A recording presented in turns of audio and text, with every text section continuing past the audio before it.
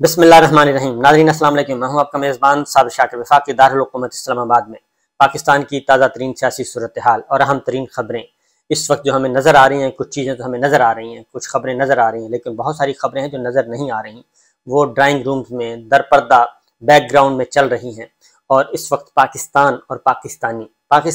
پاکستانی چند اشرافیہ کے انتہا پسندانہ سوچ کی نظر ہو رہا ہے۔ چند اشرافیہ، ان کی انتہا پسندانہ سوچ، ان کی شدت پسندی کی سوچ اور آئین سے انحراف کی سوچ، اس کی نظر ہو رہا ہے۔ اور اگر پاکستان کے عوام اور پاکستان کے ادارے اس وقت نہ کھڑے ہوئے اور نہ پاکستان کے آئین کو فالو نہ کیا، پاکستان کے کانسٹیٹیوشن کو فالو نہ کیا، تو پھر پاکستان میں کوئی بھی بڑا حادثہ ہو سکتا ہے پاکستان کے ساتھ، کیونکہ صورتحال اتنی ہی سنگین ہے، بلکہ اس سے کہیں زیادہ سنگین ہے جو ہمیں نظر آ رہی ہے۔ اور یہ صرف اور صرف ضد، انا، ہٹ درمی کی وجہ سے آ رہی ہے، اور اپنی ناکامیوں کا ملبہ دوسروں پہ ڈالنے کی وجہ سے آ رہی ہے۔ اور آئین پاکستان کو چھوڑ کے، پارلیمان کو چھوڑ کے، جمہوریت کو چھوڑ کے، ان تمام سوچوں کو، جو پازیٹیو سوچیں ان کو چھوڑ کر یہ اس وجہ سے آ رہی ہے کہ ہم نے ہر چیز کو بلڈوز کرنا ہے اور ہم نے اس ملک کو اپنی خواہشات پہ عین مطابق چلانا ہے۔ یہ وہ سوچ ہے جس کی وجہ سے پاکستان کا ستیہ ناش ہو چکا ہے پچھلے 10 مہینوں میں، جب سے یہ 14 جماعتی اتحاد، جب سے رجیم چینج۔ اور میں بار بار کہتا ہوں کہ یہ آرگینک اگر ہوتا، آرگینکلی یہ ساری تبدیلیاں ہوتی، جمہوری طریقے سے ہوتی، آئینی طریقے سے ہوتی، اور اس کو مینور نہ کیا جاتا، اس کی پولیٹیکل انجینئرنگ نہ کی جاتی، اور اس ساری چیزوں کو ایک کلیکٹیولی کوآرڈینیٹڈ ایفرٹ جو ہمیں نظر نہیں آ رہی تھی، اس کے ذریعے یہ کام نہ کیا جاتا، تو یقیناً پاکستان کی سیاسی، معاشی، سیکورٹی کی صورتحال اس وقت نہ ہوتی۔ پاکستان میں سیاسی بحران بھی چل رہا ہے، پاکستان میں معاشی بحران بھی چل رہا ہے، پاکستان میں سیکورٹی کی صورتحال بھی چل رہی ہے، پاکستان کی سرحدیں غیر محفوظ ہیں، اور پاکستان کے دشمن اور پاکستان کے دوست نما دشمن، جو دوست کی کھال میں ہیں، دوست کی سکن انہوں نے پہنی ہوئی، لیکن اندر سے وہ دشمن ہیں، وہ پاکستان کی طرف بھوکے بھیڑیوں کی طرح، خوفناک بھیڑیوں کی طرح، درندوں کی طرح وہ پاکستان کو دیکھ رہے ہیں اور نوچنے کی کوشش کر رہے ہیں۔ لیکن بدقسمتی کی بات یہ ہے کہ ہماری لیڈرشپ، دونوں طرح کی لیڈرشپ، وہ خواہ سول ہے خواہ وہ عسکری ہے، دونوں لیڈرشپ جو ہے وہ شاید اس کو ویژولائز شاید نہیں کر پا رہی، لیکن اگر ویژولائز کر پا رہی ہیں اور اس کے باوجود یہ سب کچھ ہو رہا ہے، تو پھر اس کا مطلب ہے کہ اسکرپٹ کچھ اور ہوگا، اور کچھ اور پلاننگ کچھ اور ہوگی، اور ان چیزوں کو کہاں جا کے ان ساری چیزوں کو حل کرنا ہے، سمیٹنا کیسے ہے، لپیٹنا کیسے ہے، یہ پھر اس سے بہت زیادہ ہمارے قد کاٹ سے بہت بڑی باتیں ہیں۔ کیونکہ اس وقت ہو یہ رہا ہے کہ سپریم کورٹ آف پاکستان نے ایک فیصلہ دے دیا۔ سپریم کورٹ کے فیصلے کو تسلیم کرنے کے بجائے حکومت، الیکشن کمیشن جو ہے اس کو پتہ ہے، ان کو اندازہ ہو چکا ہے کہ اب سپریم کورٹ کا آرڈر آ چکا ہے، ہم اس سے باہر نہیں جا سکتے۔ لیکن ادھر سے وزراء خاموش ہوئے، تو مریم صاحبہ نے ایک سٹیٹمنٹ دے دی اور انہوں نے میسج کنوے کیا سوشل میڈیا، ڈیجیٹل میڈیا اور میڈیا کے ذریعے کہ جناب نہیں، اب جو کچھ ہو چکا وہ دوبارہ نہیں ہوگا، ہم ایسا بھی نہیں ہونے دیں گے، ہم ایسا بھی نہیں ہونے دیں گے۔ اور اگر یہ مملکت جو ہے، مملکت خداداد، اگر یہ آئین پاکستان کے تحت نہیں چلنی، یہ جمہوریت کے تحت نہیں چلنی، یہ پارلیمانی جمہوریت اس میں لاگو نہیں ہونی، اس میں سپریم کورٹ کے فیصلوں پہ عمل درآمد نہیں ہونا، تو پھر اگر اس میں وزیر اعظم جو ہمیں نظر آتا ہے وہ وزیر اعظم نہیں ہے، جو وزیر خزانہ نظر آ رہے ہیں وہ وزیر خزانہ نہیں ہے، جو اس وقت سارے کا سارا سسٹم جو ہمیں نظر آ رہا ہے وہ سسٹم وہ نہیں ہے جو ہمیں نظر آ رہا ہے، جو ہمیں حکومت نظر آ رہی ہے وہ حکومت نہیں ہے، بلکہ یہ سارے کے سارے ڈمی ہیں، اور ان کو چلایا جا رہا ہے جو پارلیمان سے باہر بیٹھے لوگ ہیں وہ چلا رہے ہیں۔ ان میں لندن والے بھی شامل ہیں، ان میں ڈیرہ اسماعیل خان والے بھی شامل ہیں، اس میں کراچی والے بھی شامل ہیں، اس میں پنڈی والے بھی شامل ہیں، اور یہ سارے کے سارے اگر اس طریقے سے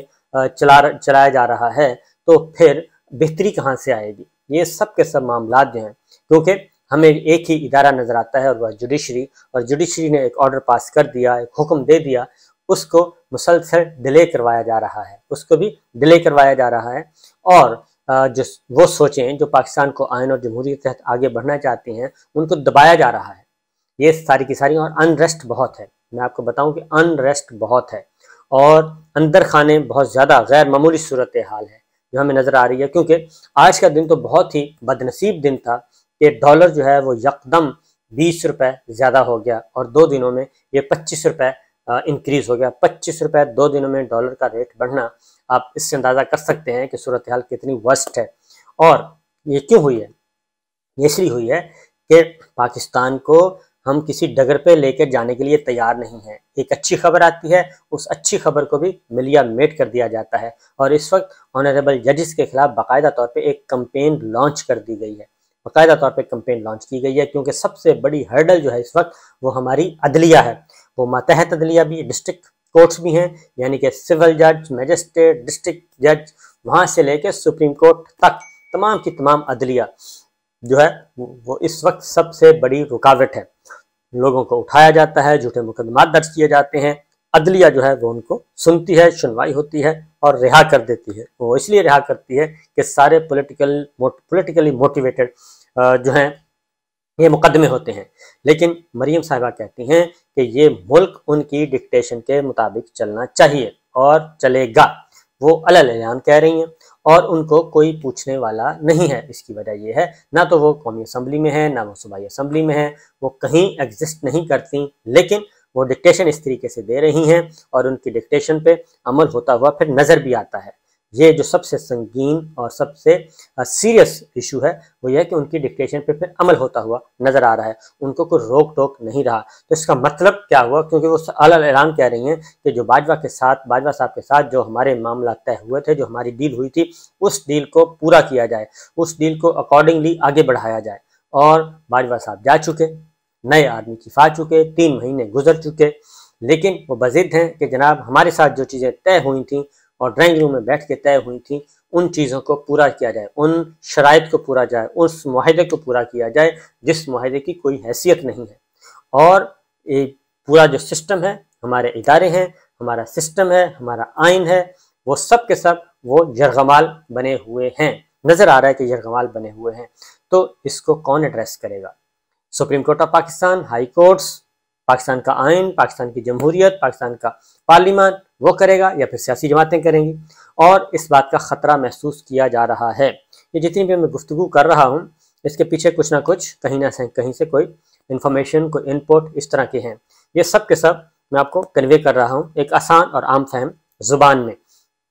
کیونکہ پھر سیاسی جماعتوں کا کیا رول ہوگا؟ کیا پاکستان پیپلز پارٹی بھی اسی ڈگر پہ چلنے کے لیے تیار ہے؟ کیا پاکستان پیپلز پارٹی بھی جو اپنے آپ کو اور ہے وہ 73 کے آئین کی خالق بالکل ہے،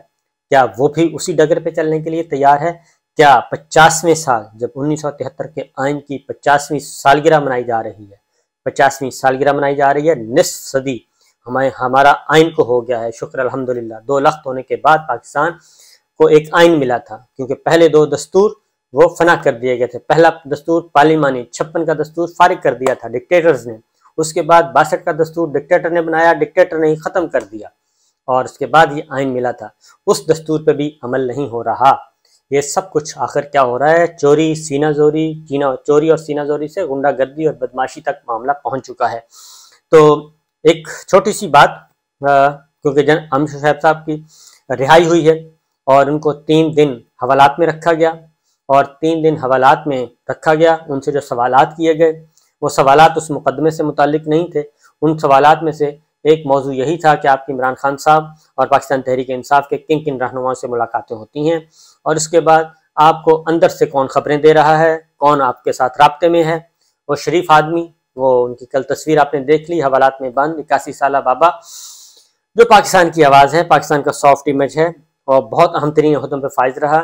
وہ ان کی ضمانت جب آج ان کو پیش کیا گیا تو مزید ریمانڈ مانگا جا رہا تھا. انہوں نے کہا میں جو کچھ کہہ رہا ہوں، میں اپنی ہر بات پہ قائم ہوں، میں مکر نہیں رہا. میں نے جو کچھ کہا میں نے اپنی بات کی، اپنے دل کی آواز کی، اپنے ضمیر کی آواز کی، اپنا تجزیہ پیش کیا. میرا ایک تجربہ ہے پاکستان کے حوالے سے، پاکستان میں میرا جینا مرنا ہے. پاکستان اگر پاکستان کو نقصان پہنچ رہا ہے تو میں اس کی نشاندہی کر رہا ہوں. اور انہوں نے کہا کہ میں اکیلا نہیں ہوں، یہ آواز میرے اکیلے کی آواز نہیں ہے، بلکہ یہ آواز میرے ساتھ جتنے بھی ریٹائرڈ سینکڑوں ہزاروں لاکھوں ہیں، میں ایکس سروس مین سوسائٹی کا صدر ہوں، وہ سب مجھے آ کے بتاتے ہیں کہ باہر یہ ہو رہا ہے، باہر یہ پبلک کی یہ سوچ ہے، یہ انریسٹ پیدا ہو رہا ہے، ملک اس طرف جا رہا ہے، ہماری آواز کو بلند کریں. وہ کہتے ہیں میں جاتا ہوں، ٹی وی چینل مجھے بلاتے ہیں، میں اپنی بات کرتا ہوں، اور وہ بات صرف میری نہیں ہوتی بلکہ بہت سے عوام کی ہوتی ہے جو ریٹائرڈ لوگ ہیں۔ اور آج جو ہے ہیئرنگ پہ تمام کے تمام جو پہنچے ہوئے تھے ریٹائرڈ فوجی افسران جرنیل اور بریگیڈیئر محمود، جن کی عمر 98 ایئرز ہے، 98 سالہ بریگیڈیئر محمود احمد بھی وہاں پہ پہنچے ہوئے تھے، باقی ریٹائرڈ آفیسرز پہنچے ہوئے تھے، ریٹائرڈ جرنیل پہنچے ہوئے تھے جنرل امیر شعیب صاحب کے لیے، ہاتھ میں بینرز اٹھائے ہوئے تھے۔ اس سے پہلے اسلام آباد کی جو ایف8 کی کچہری ہیں وہاں پہ کم و بیش انہوں نے کرفیو نافذ کیا گیا اور خاردار تاریں لگا دی گئیں کہ ریٹائرڈ فوجی افسر وہاں پہ نہ پہنچ سکیں اور اس پہ کوئی اثر انداز نہ ہو سکیں۔ تو یہ صورتحال ہے، اور اچھا ہوا مجسٹریٹ صاحب نے آرگومنٹ سنے، میاں علی اشفاق اور اسلام آباد بار کے جو وکلا ہیں وہ ان سب نے مل کے ایک پوائنٹ آف ویو پیش کیا اور اپنے دلائل دیے، اور امیر شعیب صاحب نے بھی اوپنلی بات کی، اور یہ ساری باتیں ہوئیں اور ان کی ضمانت نہیں بلکہ ان کو ڈسچارج کر دیا گیا اس مقدمے سے، جبکہ ان سے مزید ان کو گرفتار رکھنا مقصود تھا۔ تو یہ سارے کا سارا آخر ہو کیا رہا ہے؟ پاکستان کو ہم نے اتنا گھٹن زدہ علاقہ کیوں بنا دیا ہے؟ پاکستان میں کیا بات کرنا ہی پاکستان میں بات کرنا ہی ایک عذاب بن چکا ہے؟ اگر آپ بات نہیں سنیں گے، آپ تنقید نہیں سنیں گے، باہر کیا ہو رہا ہے اس کی پلس آپ ایک انڈیپینڈنٹ اپروچ کے ساتھ نہیں سنیں گے، انڈیپینڈنٹ اوپینین آپ تک نہیں پہنچیں گی، لیڈرشپ تک نہیں پہنچیں گی، تو لیڈرشپ کہاں سے فیصلے کریں گے؟ کیونکہ آپ کے رائٹ لیفٹ جو منکر نکیر ہیں وہ آپ کو صحیح نہیں بتاتے، جو رائٹ لیفٹ میں آپ کے ساتھ جو چل رہے ہوتے ہیں وہ آپ کو صحیح بات نہیں بتاتے، وہ تو آپ کو وہی بتاتے ہیں جو وہ چاہتے ہیں اور جو آپ کو خوش رکھنے کے لیے ہر وقت بتاتے رہتے ہیں۔ یہ پرویز مشرف صاحب کو بھی، یہ زرداری صاحب کو بھی، یہ نواز شریف صاحب کو بھی، یہ سب کو، جنرل ایوب خان صاحب کو بھی، یہ سب کو اس طرح کی میٹھی میٹھی لچھے دار گفتگو بتائی جاتی تھی کہ آپ سے بڑھ کر کوئی نہیں ہے، اور آپ کی مقبولیت کا عالم یہ ہے کہ شاہراہ دستور بھرا پڑا ہے، اور باہر اور وکلا تحریک میں بھی یہی بتایا جاتا تھا۔ ہم جا رہے ہیں ایک بالکل بند گلی میں، اور بند گلی میں دھکیلا جا رہا ہے، اور یہ ذہن میں رکھیے گا کہ اگر ہم ایک دفعہ ڈی ٹریک ہو گئے تو اس وقت حالات ایسے نہیں ہیں کہ ہم دوبارہ سنبھل سکیں گے، خدا نخواستہ۔ تو بہرحال جی، ہم اپنی آواز بلند کرتے رہیں گے، آپ کو کنوے کرتے رہیں گے، آپ تک پہنچاتے رہیں گے کہ خدا کے لیے کچھ سوچ لیں پاکستان کا، اور پاکستان کو صحیح ڈگر پہ جانے دیں، کیونکہ پاکستان کی معیشت بالکل فنا ہو چکی ہے۔ اور اس کے ذمہ دار کون ہیں؟ اس کے ذمہ دار ہیں اسحاق ڈار صاحب اور ان کی گروپ ٹیم کے کیپٹن، کیونکہ مفتاح اسماعیل صاحب کھل کر بتا رہے ہیں، شبر زیدی صاحب بتا رہے ہیں، جو انڈیپینڈنٹ اوپینین رکھتے ہیں ڈاکٹر اشفاق صاحب بتا رہے ہیں، پاشا صاحب بتا رہے ہیں، سب کے سب یہ بتا رہے ہیں کہ پاکستان کی معیشت کو تباہی کے دہانے پہ نہیں بلکہ تباہ کر دیا گیا ہے۔ اس کو اٹھانا اب ان کے بس کا روگ نہیں ہے، یہ جو اس وقت جن کو لایا گیا تھا ان کے بس کا روگ نہیں ہے، اس لیے وہ پرانے صفحے پھاڑنے پڑیں گے، وہ پرانی ڈیل پھاڑنی پڑے گی، بجائے اس کے کہ اس ڈیل پر عمل کروایا جائے اس ڈیل کو ختم کرنا پڑے گا، سیٹ اسائیڈ کرنا پڑے گا۔ جب تک وہ سیٹ اسائیڈ نہیں ہوتی اس وقت تک اگر وہ سارے کا سارا ملبہ، کوئی کسی کا ملبہ نہیں اٹھاتا، اگر اس کا وہ سارا ملبہ اٹھانے کی کوشش کی گئی تو نہ عزت بچے گی، نہ جان بچے گی، نہ مال بچے گا، نہ آبرو بچے گا، پاکستان خدا نخواستہ پاکستان کسی اور طرف چل پڑے گا۔ تو اس لیے جناب پاکستان کی عزت بھی بچائیں، وقار بھی بچائیں، آبرو بھی بچائیں، سب کچھ بچائیں، اور ایک اچھائی کی طرف سفر شروع کریں اور آئینی راستہ اختیار کریں۔ اجازت دیجیے، اللہ حافظ۔